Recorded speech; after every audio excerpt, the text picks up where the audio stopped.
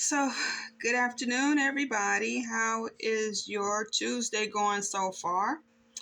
It is September 24th, and there is a lot of weather activity that I'm going to report on first because it's so much, and then I'm going to get to the juicy stuff.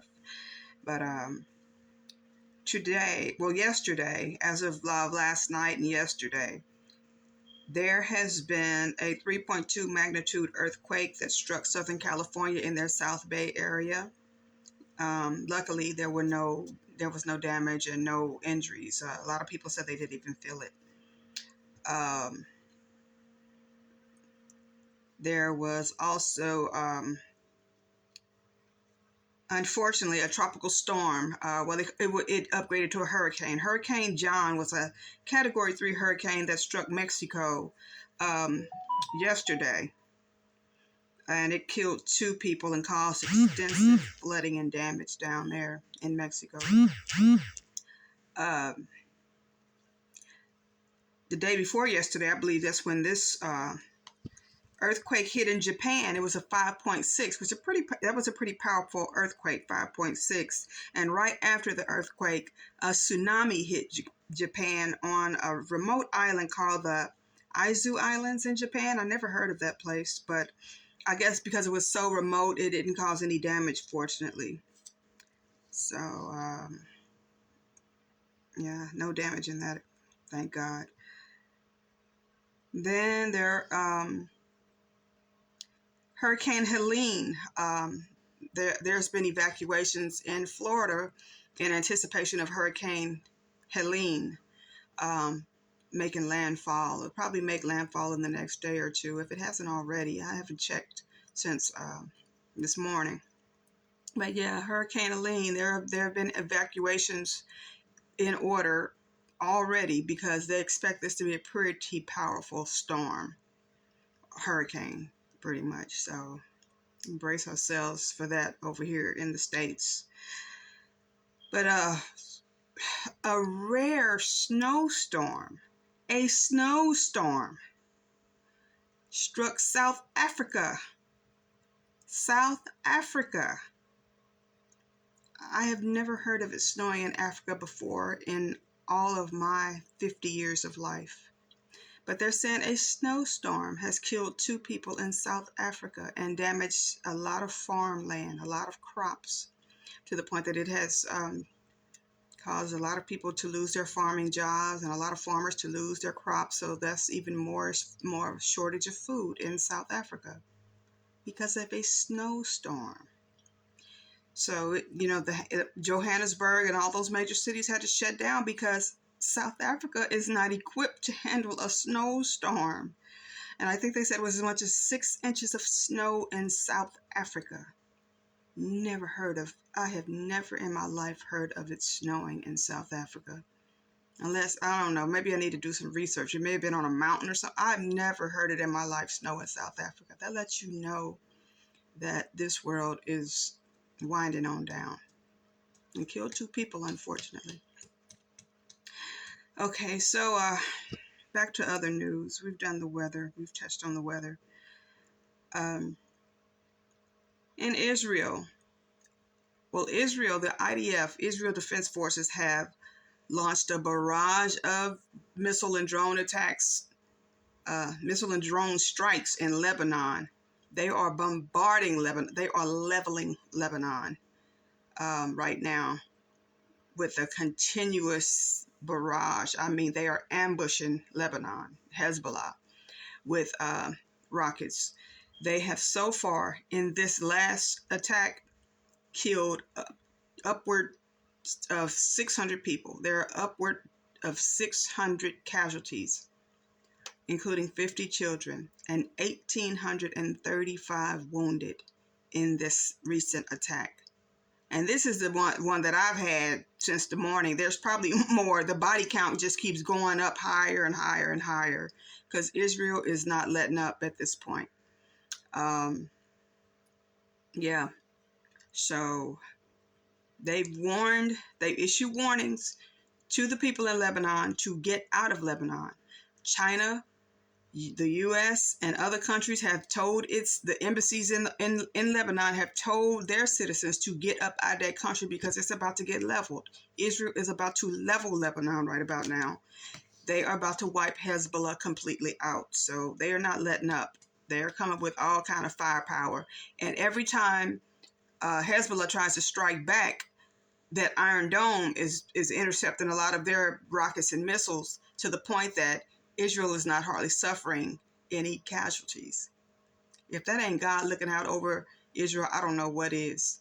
Israel is killing hundreds of them while they're hardly suffering any casualties. If there may be a few, I don't know. I have to check since this morning.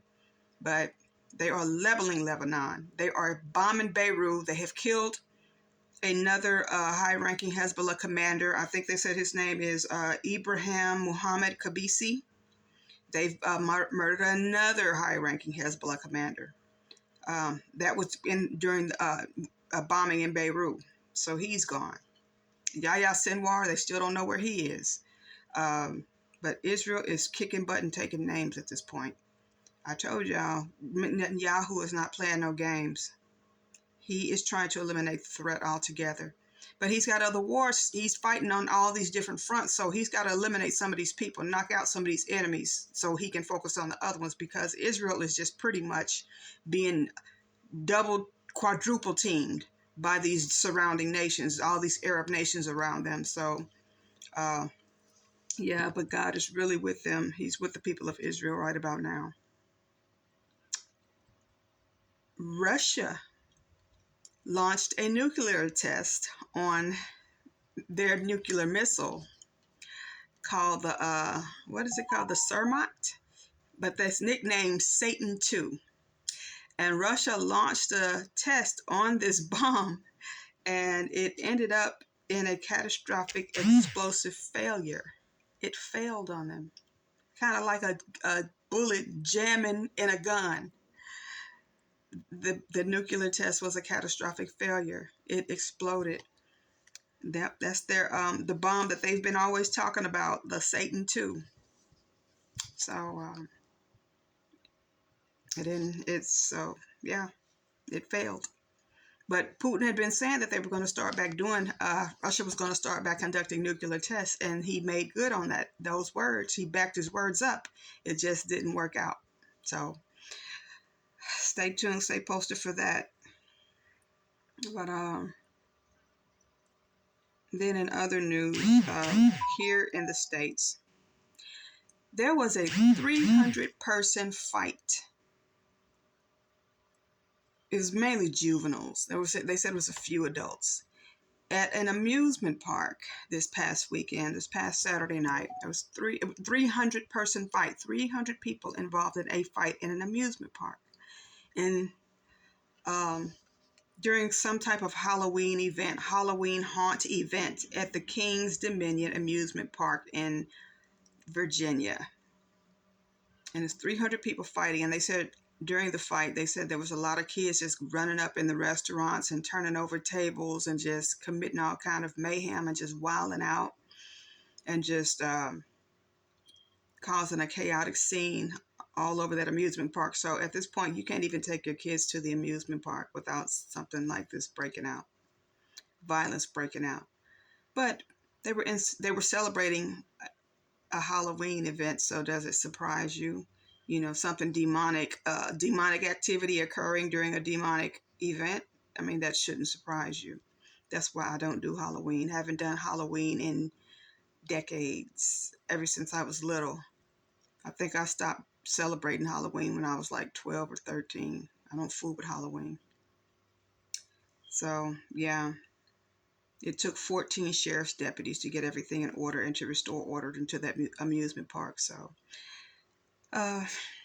yeah. But okay, y'all, that's what I have right now for today. We're still waiting, any day now for nuclear war, or not nuclear war, but World War III to go ahead and formally get underway, because it's coming. It's about to happen. But pay attention to these weather patterns, y'all. That's why we keep telling you about these earthquakes that's happening at all these diverse places. Who would have thought a snowstorm would hit South Africa during the hot season? This is considered the hot season in South Africa, and they get a snowstorm. So this is not a game. This is the end of the world, just as the Bible prophesied. The weather patterns, the earthquakes in all these different places, the flooding, natural disasters just occurring all over. It's just like the earth is about to deliver the baby. The baby being the event, the second coming of Jesus Christ. And also, everybody be on the lookout for the Star of Jacob that is set to appear either September 27th or 28th. Some websites say the 27th, some say the 28th. I guess they're going by this different times in the world, throughout the world. But it's going to appear, the Star of Jacob, September 27th or 28th, depending on where you are in the world. So be on the lookout for that, because according to Jewish religion, that is a sign of the coming of Jesus Christ. Well, Jews believe that it's the sign of the Messiah, Messiah coming to the earth. They believe that Jesus is going to come to the earth the first time. They believe this will be his first time, when we as Christians know that this is his second time coming to earth, because he has already been to earth and died for our sins and was resurrected, and he's going to return to the earth to get his church, to get his people. We as Christians, we know that. But Jews believe that this will be his first time returning when he returns. They don't believe that Jesus was here the first time. Jews don't. But when they see him and when he comes back, then they will know, they will be informed. Jesus will let them know, I came the first time. That was me. You all crucified me the first time. But either way it goes, they will know that Jesus has returned. But the Star of Jacob is the first sign of Jesus returning to the earth. So that's going to appear in the next few days, on the 27th or the 28th. Okay? So be on the lookout. That's good news. That's good news for everybody who believes in Jesus, who are God's chosen people. That's good news that, you accept Jesus as your Lord and Savior. You've been baptized in his name, and you've repented of your sins and asked God for forgiveness, and you're striving to live like Christ each and every day in anticipation of his return. That's good news for you. So all this other stuff that's going on, you're not worried about that, because, you're just hoping and waiting and wishing that Jesus would just come on and just take his church and,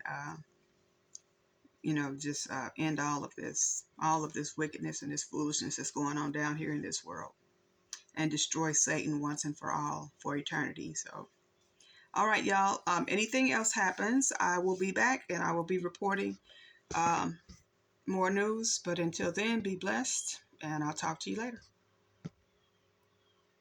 We had an earthquake this morning. In fact, I know it was you, Chris, because you said it wasn't enough to get under the Yeah, desk. it didn't really freak me out. Didn't really rattle you. Got to raise to a certain level. I mean, if I'm not freaking out, I'm like a human barometer for the audience. If I'm freaking out, maybe they should pay. Well, maybe if you were in Lenox or around the Inglewood area when this hit, maybe it felt a little bit stronger. But you were far enough away that I think you felt okay. But again, this happened at 4:48, so less than an hour ago.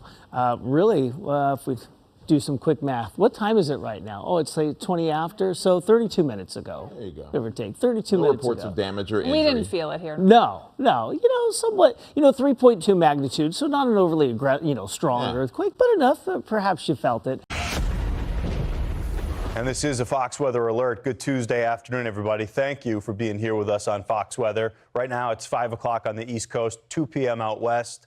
I'm Ian Oliver, and this is Fox Weather Now. We've been talking about this for several days. The tinderbox in the Western Caribbean, the fuse is lit. Tropical storm Helene is expected to rapidly intensify into a major hurricane. We had talked about how we were waiting on the update from the National Hurricane Center, the 5 p.m. update.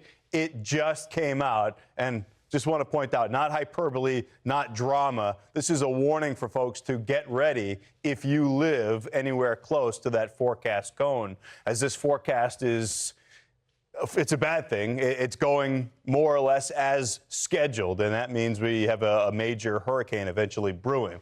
That's the 5 p.m. advisory. We had talked about how that look on satellite was looking slightly improved, a better structure to the system. Winds are up a touch, up to 50 miles per hour. The minimum central pressure is down 4 millibars, an indicator of an intensifying tropical system, and the motion is west-northwest at 12 miles per hour. That's a path that is going to take this toward the Yucatan Channel over some very warm, very deep water in the northwestern part of the Caribbean and moving into the southern Gulf of Mexico.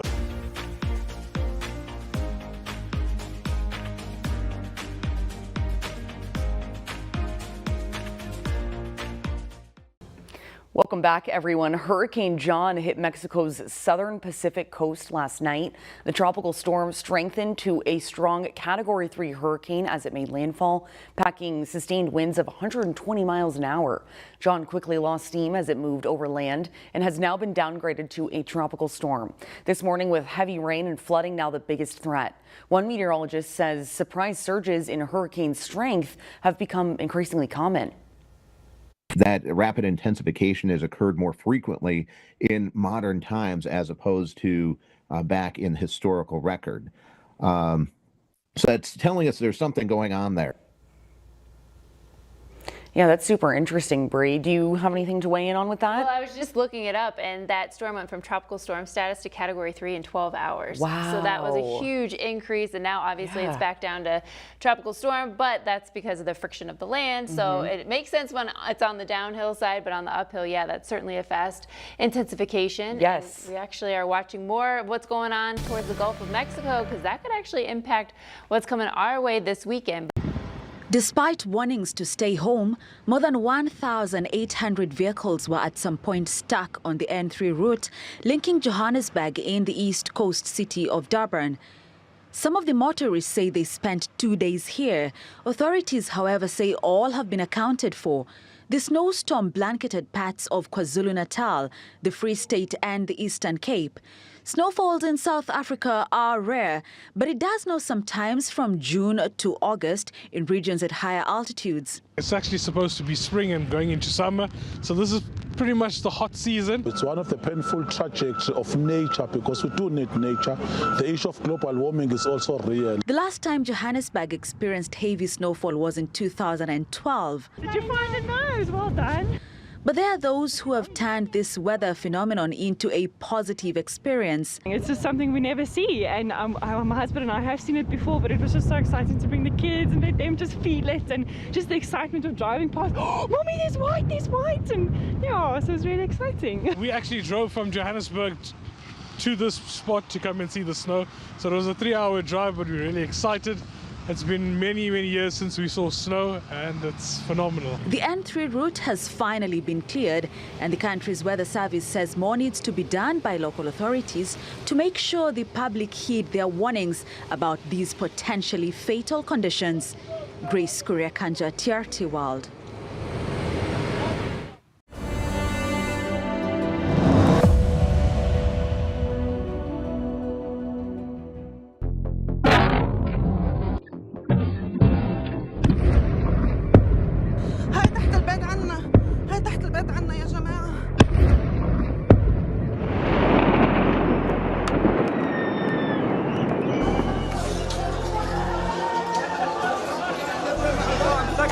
The IDF has warned you to get out of harm's way.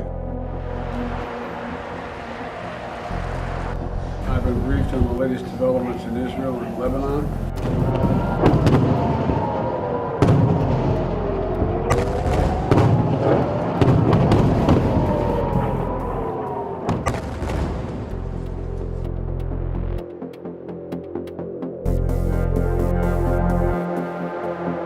There's more escalation in West Asia. Israel and Hezbollah are exchanging fire. We are talking hundreds of rockets, dozens of missiles, and hundreds of casualties. It's the most dangerous flare-up in nearly 20 years. Israel is doing most of the damage.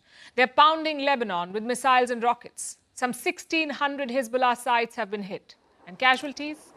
558 deaths so far. That includes 50 children and 94 women. Among the rest, it's not clear how many were Hezbollah fighters, so chances are Israel killed a lot of civilians. It's the highest death toll since Lebanon's civil war.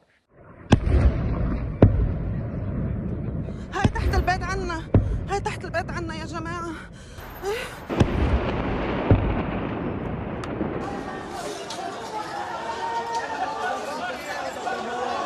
هاي هلا.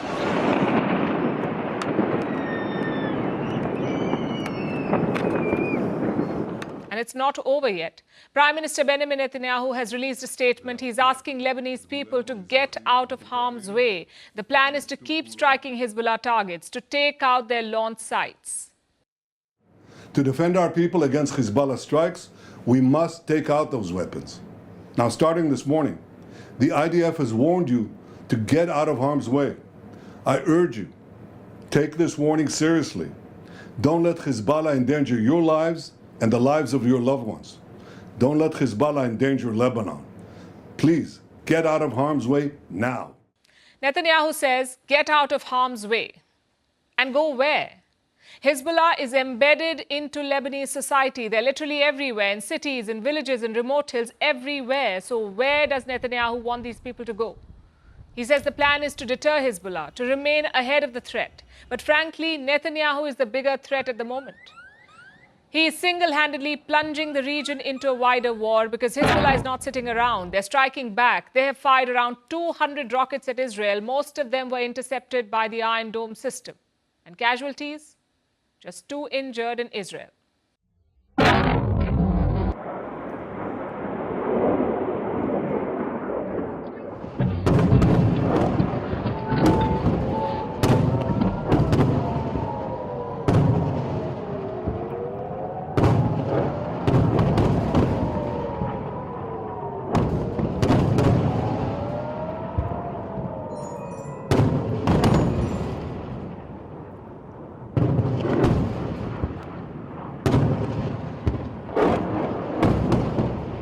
Hezbollah is the rogue group here, but they have shown surprising restraint.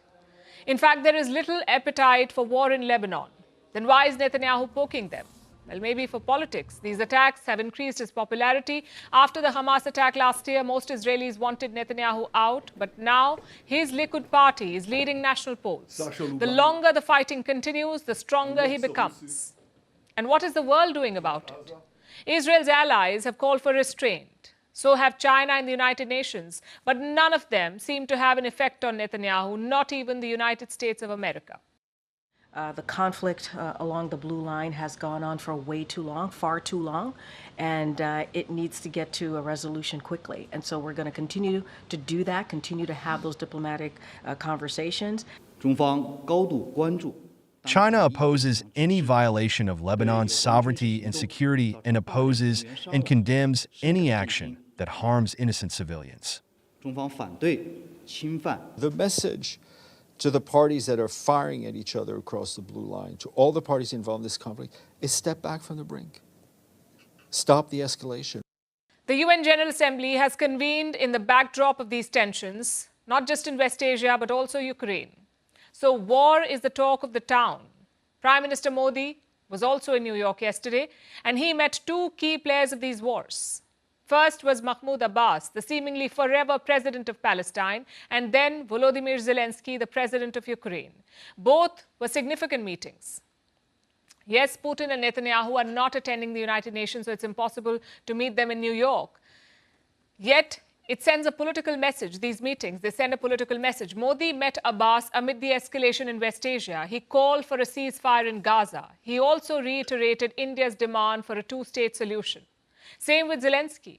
This was Modi's 3rd meeting with him in the last 4 months. He called for a peaceful resolution of the war. Now remember, both Israel and Russia are key partners of India, 2 of the biggest arms suppliers as well. Yet Prime Minister Modi met their chief rivals. What does that tell you? A, the continued death and destruction has made India recalibrate its policy. As an aspiring world leader, you cannot remain silent. And B, India is keeping its options open. And a big reason for that is China. Beijing has deepened its cooperation with Moscow. They're also lobbying for their peace plan.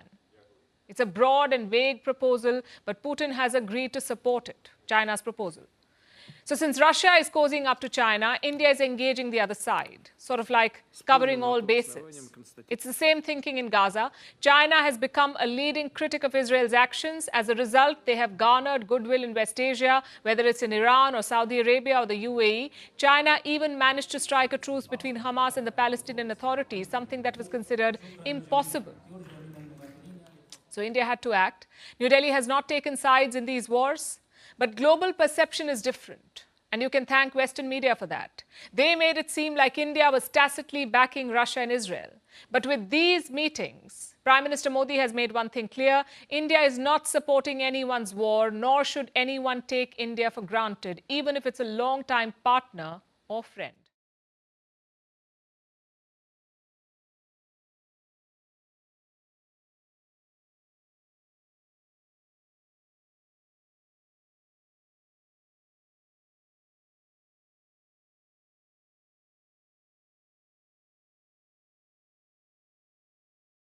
Turning to the conflict in the Middle East now, where the Israeli military says it's killed a key Hezbollah commander during its bombardment of Lebanon that's killed 569 people. Meanwhile, in New York, the UN Secretary-General has warned of Lebanon becoming another Gaza at an annual gathering of world leaders. We're joined now by Middle East correspondent Alison Horn in Jerusalem and our North America correspondent Carrington Clark in New York City. To you first, Alison, what's the latest in Lebanon? Yeah, good morning, Bridge. For the second day in a row now, Israel has continued its aerial bombardment campaign across Lebanon in what some witnesses we've spoken to have said has felt like an unending wave of destruction. One of those airstrikes was on a building in Lebanon's capital, Beirut, where Israel says it killed a senior Hezbollah commander. But more than 550 others have also been killed across the few days of this aerial campaign. Lebanon's Ministry of Health says the majority of those killed are civilians, including a large number of women and children.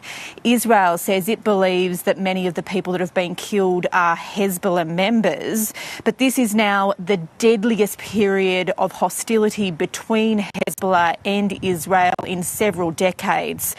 Tens of thousands of Lebanese civilians are now displaced from their homes after fleeing from danger zones. They are now taking shelter in makeshift evacuation centres like schools and mosques and churches. Some people we've spoken to said they are prepared to be there for several months. They believe that this situation will escalate. Hezbollah, in retaliation to these Israeli airstrikes, has sent continuous barrages of rockets deep into Israeli territory. Most of them have been intercepted by Israel's Iron Dome, so very little damage caused in Israel. No one has been killed in this part of the world here, but Israel has also said that it is ready to engage with more strikes. It's got more strikes ready for targeting Hezbollah weaponry. It has said that it does want this to be a short-lived aerial campaign, but it is foreshadowing that it will stay there for as long as it feels it needs to, and it isn't ruling out the possibility of a ground invasion. Carrington, I want to bring in you now. World leaders have been speaking on this at the UN. What have they had to say? Yeah, New York might be very far away physically from Lebanon, but it's front of mind for the world leaders who are arriving here at the United Nations High Level Week. This is the opportunity for the leaders and foreign ministers to speak to the General Assembly and talk about issues that are currently issues for their people and for the world. Today we did see what appears to be the swan song address from US President Joe Biden. He said this is his fourth appearance in his capacity as president. He's only in the last few months of his presidency, and the issues around this widening of the conflict in the Middle East was front of mind for the president. And on each side of the Israeli-Lebanon border remain displaced. A full-scale war is not in anyone's interest. Even if the situation has escalated a diplomatic solution is still possible. In fact, it remains the only path to lasting security to allow the residents from both countries to return to their homes and the border safely. And that's what we're working tirelessly to achieve. Now, Joe Biden tried to give an optimistic prediction for the future, saying that the world can work towards peace, both in the Middle East and in other conflict zones in Sudan and in Ukraine. But there is little evidence here at the United Nations of any compromise being sought by the different sides, and that there is a practical roadmap for peace. We will continue to hear, obviously, speeches from world leaders as they implore people to come to the table to negotiate. But unfortunately, with the scenes only seemingly getting worse, particularly in the Middle East, it's hard to find an optimistic point of view.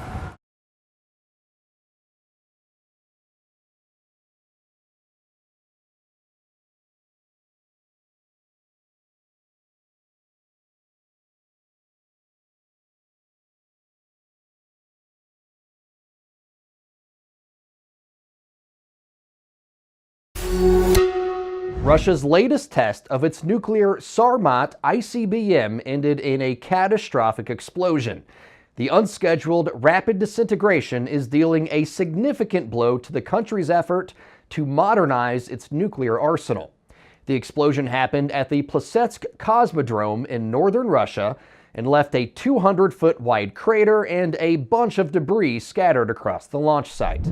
Pavel Podvig, director of the Russian Nuclear Forces Project, which is an arms control and nuclear weapons analysis blog, says it looks like the explosion happened during the missile's defueling process. Adding, satellite imagery shows signs the missile may have exploded in its silo. The whole ordeal is raising concerns about the reliability and modernization of Russia's nuclear arsenal. These are the sorts of weapons Russia would use to strike the U.S. and the West. And the Kremlin's been plagued by setbacks and failures in recent years trying to upgrade them. Since June of 2023, Russia conducted 6 tests of its nuclear weaponry, and those ended in failure, including tests of the Poseidon torpedo and Bulava submarine-launched missile. The Sarmat missile, also known as Satan II, first entered service in 2021. Russia says this powerful intercontinental ballistic missile can travel over 11,000 miles and carry a massive payload of up to 10 tons, making it one of the most advanced ICBMs in production, at least on paper. During a press briefing on Monday, the Kremlin declined to comment on the alleged explosion. This was the 4th failed test of the new heavy intercontinental ballistic missile. The only successful test of the Satan II missile occurred in April 2022. For more of our unbiased, straight fact reporting, download the Straight Arrow News app today or visit us at san.com. For Straight Arrow News, I'm Ryan Robertson. Kings Dominion, roughly 300 park visitors brawling Saturday night during opening weekend for Halloween Haunt. Now, the park's chaperone policy apparently not enough to contain the chaos there. The sheriff's office had to call in reinforcements. Sarah Shackles is live at Kings Dominion tonight with more on what happened there and also the fallout today. Jasmine Kurt, the Hanover Sheriff's Office tells me there were usually 8 off-duty deputies patrolling this park, but Saturday night they had to call in 6 more. And still, it took them 2 hours to contain the rowdy crowd.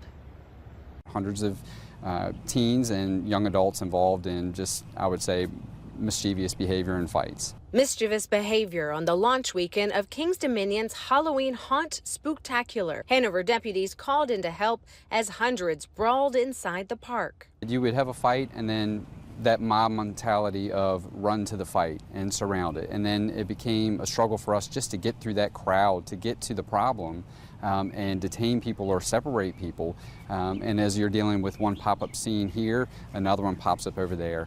And then you add into that chaos, somebody screams gun or knife, and then that crowd starts to run. Sergeant Steve Wills says thankfully the reports of stabbings and weapons in the park were all unfounded and no one was seriously hurt. But then it took 14 deputies 2 hours to get everything under control.